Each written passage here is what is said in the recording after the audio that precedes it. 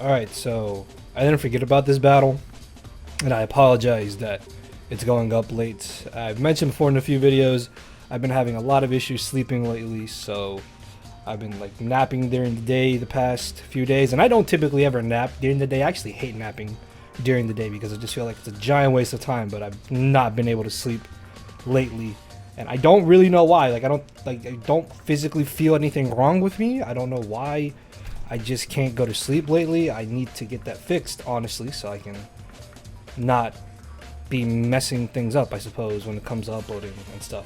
But yeah, like, this is not a problem for me. Like, I don't mind uploading. Like, I wanted to get this up sooner, but just, yeah, I couldn't. But this match is gonna be post-com. Sorry, I kept pausing YouTube. I almost drew like a complete blank for a second. See what I'm talking about here?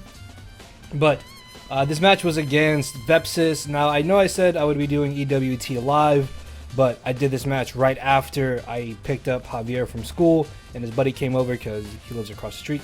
So they were playing, running in and out the house, and I had my little baby, my youngest, kind of crawling in and out of the room. So unless y'all wanted to hear children running and being loud in the background, then I was like, I'll just do post-com for this match, so hopefully I can do live com for the rest of the season here. So yeah, I apologize that this is post-com. Sorry that it's late. Hope y'all understand. But yeah, I've rambled on for so long. I apologize. Going into this match, I was really surprised to see that he didn't bring some of his Pokemon. If you guys check my team builder, then you'll see what I expected from him. Obviously, going into this game, the biggest problems are going to be Mamoswine, Victini, and Zeraora. Now, I honestly kind of overlooked Gligar when I was making my team because I figured he probably wouldn't bring it, and then I was also surprised to see that he brought Skuntank and Tentacruel. So those two could be genuinely annoying. Mainly Gligar is going to be a pain in the ass because I only have two ways of hitting it super effectively on my team, and one of those is not outsped and the other one is walled by Tentacruel. So I get a very bad start to the matchup here as he leads off with the Mamoswine. I did not think he would immediately lead Mamoswine, so I'm forced to switch out here as I bring in my defensive Stoutland. I don't want to reveal to him that I have superpower just yet because he might want to stay in on my Stoutland later in the battle, and even though superpower doesn't quite knock out Mamoswine, it still does a good chunk of damage to him. But it turns out that he is not running a Life Orb or Choice Band on his Mamoswine, which means he's not going to be hitting as hard, which is great for the rest of my team, honestly, because Mamoswine absolutely just murders me. So I returned the incoming Gligar. I thought about staying in and maybe going for another return, expecting him to try and go for the Stealth Rocks, but he makes a good play there. Goes for the U-turn, expecting me to switch out as I bring in my Tyranitar, and now we are in a very bad spot because this is basically turn number one all over again, but my Stoutland has taken damage. So I don't want it to take any more damage because I might need it to try and check the Victini and the Zeraora if they're physical, or even check the Skuntank if it's not special. So I bring in my Tapu Fini this turn. I am running the same amount of speed on my Fini as I am on my Stoutland, so I'm expecting to be able to outspeed this Mamoswine the following turn, and because he sees that he cannot 2-hit KO me, I doubt he's going to try and risk Mamoswine this early on in the battle because it can just come in, click Earthquake, and absolutely smack something on my team. So I figured he's going to try and switch out here as I am able to catch the incoming Tentacruel. This is amazing because this Tentacruel is pretty much the only thing stopping my Volcarona from coming in and potentially just Quiver Dancing up and sweeping, and that's what I'm going to try and do. Hopefully, if I can get up 2 Quiver Dances, the match is basically over, I'm pretty sure. But the issue with that is that I need to find a chance to come in and set up twice, or if it's a really late game, then I only need 1 boost in order to try and sweep. Unfortunately, it turns out that this Tentacruel does have the Toxic Spikes, and that's going to be very problematic because if my Misty Terrain is gone, then my team is going to get poisoned. And that means even upon switching, Tapu Fini still gets poisoned, but the Misty Terrain does get set back up. So in this instance, even though T-Spikes are up, Misty Terrain is still up. So I don't get poisoned in that scenario. But if the Misty Terrain does go away, the next time I bring in my Fini, I might be forced to go straight for the Defog, so I no longer have to worry about him. So I'm able to get off 2 Nature's Madness on this Tentacruel because I do want to get rid of it for my Volcarona in the back. As I bring in Tyranitar expecting the Sludge Bomb, he does go for it. And then it turns out that he has the Muddy Water, and I went for the Ice Punch thinking that he would switch out, trying to save the Tentacruel because it still has some merit for him in this match, but he stays in. As he misses, this is good for me because now I can definitely take the next hit and then in return just knock him out with the crunch, because it looks like he's just trying to stack this off at this point, which I will gladly take, as he goes for the Muddy Water and he gets an accuracy drop, and then I miss my crunch, which I'm not gonna lie, it was a little bit annoying, but it was also kind of funny, honestly, because I don't think I've ever seen Muddy Water actually lower the accuracy of the opponent's Pokemon, and I don't know, I just thought it was funny. I mean, it does suck that I missed my crunch, but I am thankfully going to be able to hit this next one, and this puts my Tyranitar at a lot lower HP than it should have been, but it is what it is. As I knock out the Tentacruel, in comes the Mamoswine, if I'm not mistaken, and this thing is very clearly still a giant problem.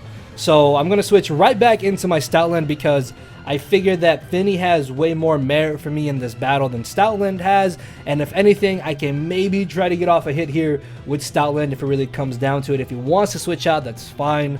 I can still save this for later to switch in and just use it as a sack at that point, because as you can see here, after the earthquake damage and the poison damage, even though I do have leftovers, I unfortunately am going to be put in range of where another hit will be able to knock him out. But I'm hoping that maybe he stays in here, so I'm going to try and surprise him, as not only do I outspeed him, but I'm able to get off a huge chunk of damage with the superpower here. And this is amazing, because this is where me not revealing it earlier really came in handy here, because he probably thought that I would just go for a return again, but we're able to surprise him here this time. And this kind of makes Mamoswine a little bit obsolete now, because at this low amount of HP, it's not going to be able to knock out it's not going to be able to live any hit, from what I have left on my squad if I'm faster than it. So I can bring in my Finny here. I thought about maybe going straight for the Defog, just so I could guarantee get rid of the T-Spikes. I don't know if that might have been my better play, because I can easily still live in Earthquake, but then still being able to have Finny to potentially pivot into the Victini was also very handy. So even if I do take Toxic Spikes damage a little bit more, as long as it's at a good amount of HP, then I should be in a pretty okay spot. As in comes the Zeraora, I figure that he's probably just going to try and go for an electric move, maybe go for the U-turn. I'm going to bring in my Tyranitar more or less as death fodder, basically, just to see what he wanted to do, and then this way I can get the Sand Rush going on my Sand Slash and potentially bring that in. Unfortunately though, with me losing my Tyranitar now, the only thing I have on my team that can even remotely do any type of damage to this Gligar is my Tapu Fini. Now I do still have my Mega Alakazam in the bag, but he has Skuntank, and the best move I have to hit Skuntank with is Dazzling Gleam, which is honestly not going to be doing much damage whatsoever. So I figured that this might be my best chance to hopefully bring in my Volcarona and try to set up, as he ends up going for the Throat Chop, which is a little bit scary. But the way Throat Chop works is that it only works for 2 turns, and I didn't know this at the time. I thought it worked for 3 turns. So after I go for my Z move, that is technically the second turn of Throat Chop being in effect.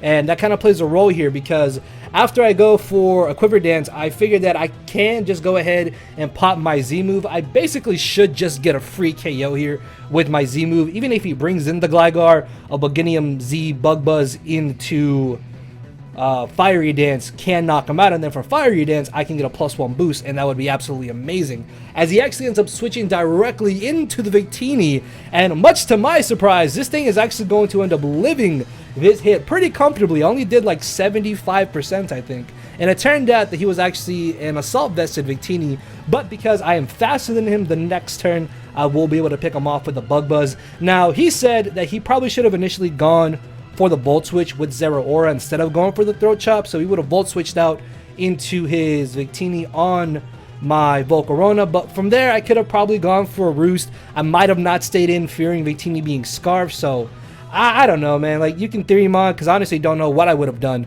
if he did go for the Volt Switch there. I figured that he was going to go for an Electrium Z Plasma Fist. I live the hit, I Quiver Dance, and then I Z Bug Buzz and get a kill, so I don't know what I would have done from there if he had gone for the Volt Switch, but it is what it is, as I'm able to get the Flame Body Burn on this Skuntank. He thankfully does not poison me, as I reveal to him that I have the Roost, and now this is my best chance to try and get up that second Quiver Dance. But at the same time, now that I've gotten rid of the Skuntank, or that I've weakened it so much, my Mega Zam can basically also just win me the battle. But I figure that if I can try and win with Volcarona, at this point. I might as well, as he keeps going for poison jab, doesn't get the poison. I'm not sure if it would have mattered too much if he did get the poison. I think eventually I would have been able to get up a second Quiver Dance regardless. So yeah, I doubt it really matters that much as I go for my second Quiver Dance, and it revealed to have the Rock Smash, which I literally never, and I honestly mean this, I have never seen Rock Smash used in a Draft League battle ever. I know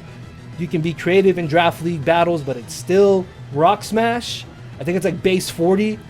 I've never seen it run before, and that really caught me off guard a little bit. Not off guard, but I thought it was kind of amusing. Like, I've never seen it being used. So yeah, it's got Rock Smash. The animation looks like a rock, but it's a fighting move. So hey, I can't be upset about it. As in comes the Gligar. I did get the special attack boost, so at +3, I'm definitely going to be able to one-shot him. I get the special attack boost once again, and then his last Pokemon at this point is Zeraora. I'm a +2 speed. Even if he's Choice Scarfed, I probably do outspeed him, but I really don't think he should be Scarfed on the Zeraora, so I'm going to be able to knock him out here with the Bug Buzz, and that is going to be the 4-0 victory in our favor. So Volcarona here putting in a whole lot of work in its second match for the EWT.